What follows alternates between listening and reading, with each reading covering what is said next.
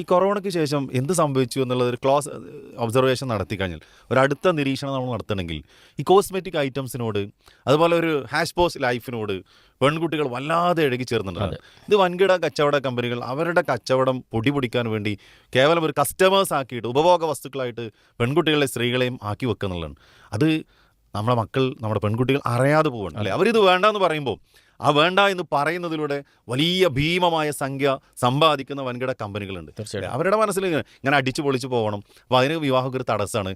അപ്പോൾ ഞങ്ങൾ വിചാരിച്ച പോലെ ഇതൊക്കെ ഉണ്ട്. അപ്പോൾ ഇങ്ങനെ നടക്കലാണ് ലൈഫ് എന്നുള്ളതാണ്. പക്ഷെ അങ്ങനെ നടന്ന ആളുകളൊക്കെ ഒരല്പം ദൂരം നടന്ന് പിന്നീട് സങ്കടപ്പെട്ട് തിരിച്ചു വന്ന് അന്നെടുത്ത തീരുമാനങ്ങൾ തെറ്റാണെന്ന് ഇപ്പോൾ തന്നെ എന്തുണ്ട് കേവലം വളരെ ചുരുങ്ങിയ കാലം കൊണ്ട് തന്നെ വിളിച്ചു പറഞ്ഞതാണ്. പിന്നെ പലപ്പോഴും ഇങ്ങനത്തെ ഒരു ട്രെൻഡ് വന്നപ്പോൾ നമ്മളൊക്കെ ആലോചിക്കണമെന്ന് വെച്ചാൽ ഇത് മറ്റു പല വിദേശ നാടുകളിൽ അല്ലെ പാശ്ചാത്യ ലോകത്ത് അവർ ചവച്ച് തുപ്പിയ സംഭവങ്ങളാണ്.